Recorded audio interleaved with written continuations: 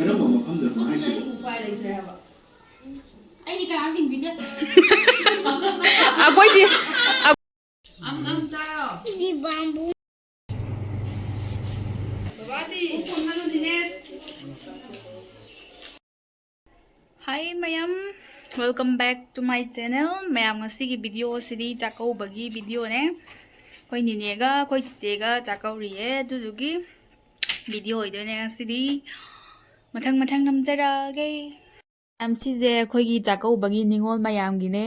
Ningol mayam ji kuyam je ore. Masing thidraju dum yarni. Ningol mayam ji sida dum yengbiro mayam.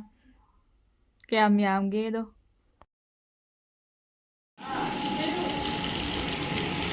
Sina nga ama taure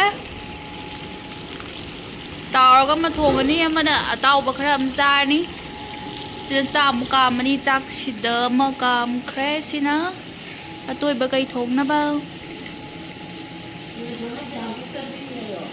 yen thongna badi yong chak sinjum surni soibuma mirolani sidana yen kai thongani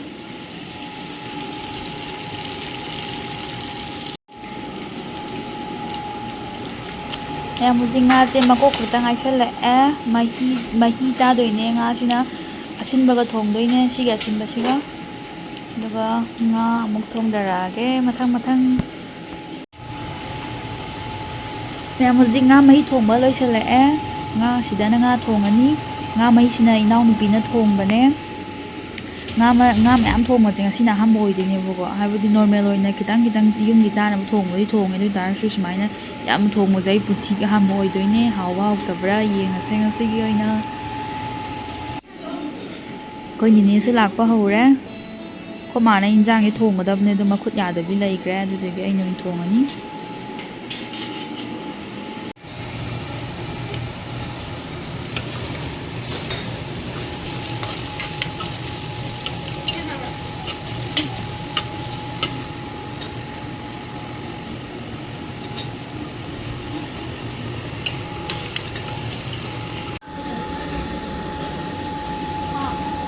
Mem hawdra hawdra khang desi hibam sedi laire hojik ngauba loire antane mahi hapani hoji yong chak sinju suna bi yong chak soiba loire iron ba loire sumi romba ajina tame ga mahi hapani ngagi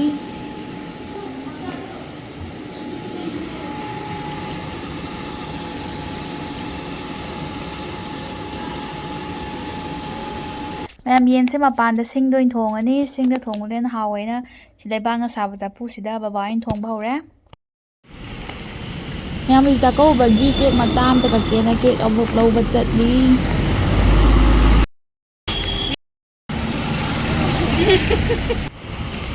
Kai da lai yin bi se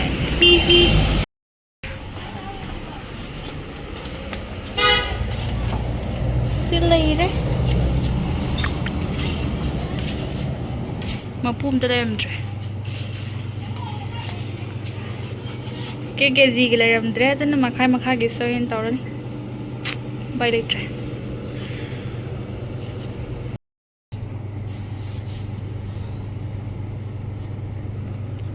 amana butterscotch samana kaya dun sibo bi karen ni cake amana jakhepi ningol chakauba thare aduga ama cake ama sana khoi gi inaw pi khoi che gi birthday se kui gi jiba mamang tha da tawgi da ngai riba ado ai di yum leitabani na sum aina cake to pining bagi kakning bagi si maga laure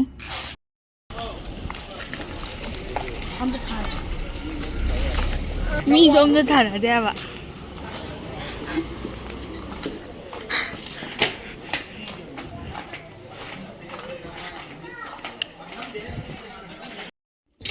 Ma'am sila laser gi nga thong ba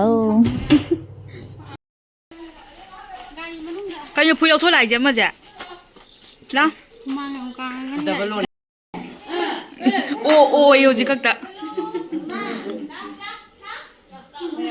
Sina alim ji ji ka Sina boy alingwa koi chi gi special ne sina Sina chakau pagi amta ngan re ama jidi ke te mi da changai he koi sanai ngak te ne Mai thả rồi đó. tharo 깨까워라 깨까워라. 까이는 뭐 푸고 잡으려.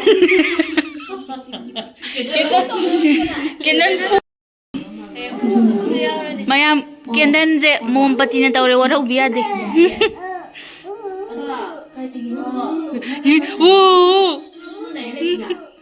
Udah mau bagi.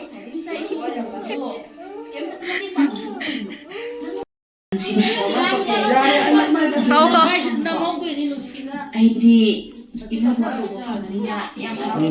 Kau kau. Happy Ningol Chakouba. Kayo mayam si kem lang mo si ba?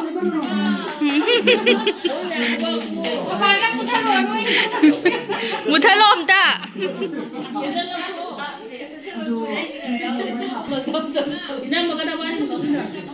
Kamu na ganda.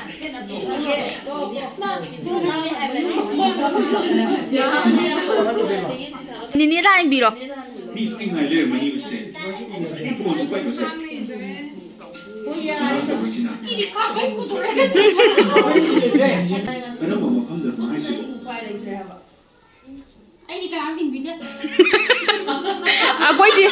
Aku aja tu jom tim biu kata orang ke.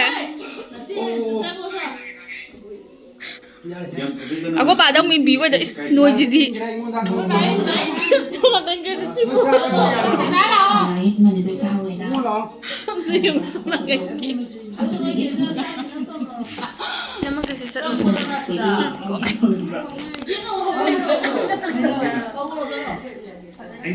Ako mara oh. Ada aikin lagi. Ayo ni Indora baba.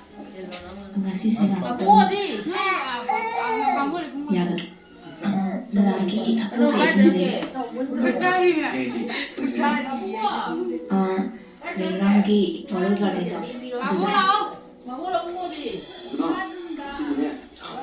Bisa sih tahu.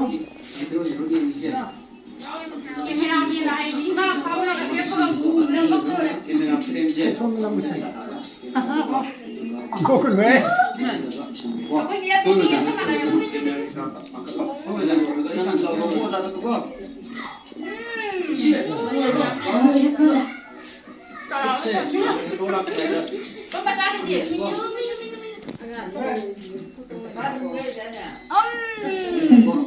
Ôi chả nãy đi.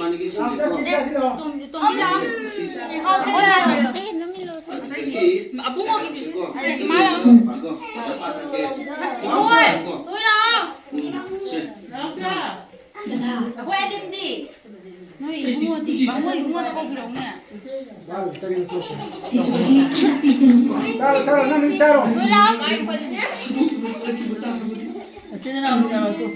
Kia kan ini kia apa dah badi dah untuk badi apa? Ya kan kamu Mana sih tinggal tera? Ayo tanda. Nani lo?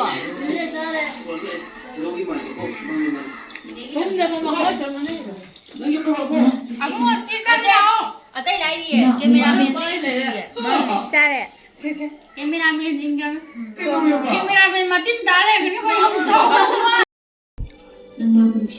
Koi paling gam tu imbi ke Nang mabunushi. Nang ini ngocak kau mentang mangada. Ngasih dia nak cakap pergi. Sini mau kau maboki. Aku tu cakap kono. Yang mana?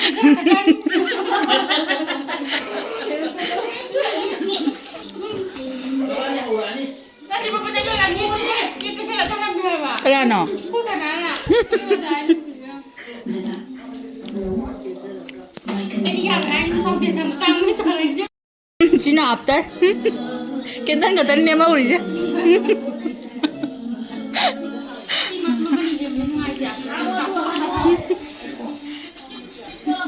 Sana hau bra. Hau bra. Tahu tu asal orang hai mana ini tahu berapa ni.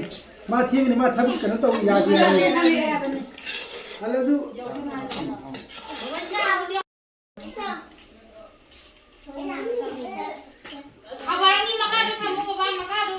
Loisalaya hojik chak chanaba taunare chak charani chak chabadi video namjararoi ge ma'am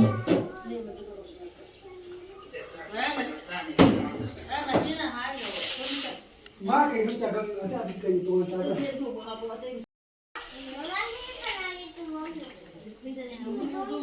사로 아이 가슴 미연도 보이게 Rồi.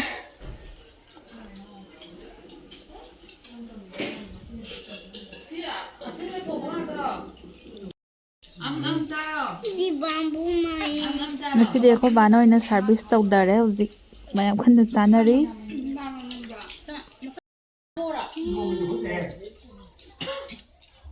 kamai sanai ba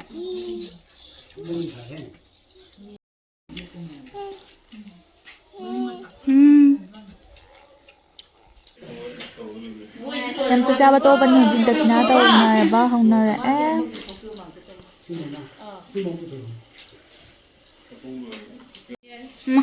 ai jura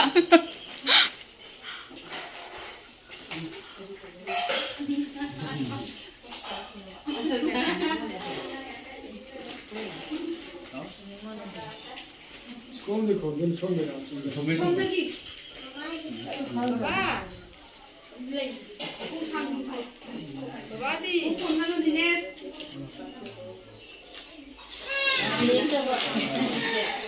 Đi nè phu hề là hai bà sai chị à. Tại vì cái bên nó còn nó đâu bên đồ. Ngày mai thằng nó còn nó đâu rồi bà. Bây giờ mi bên đâu vậy?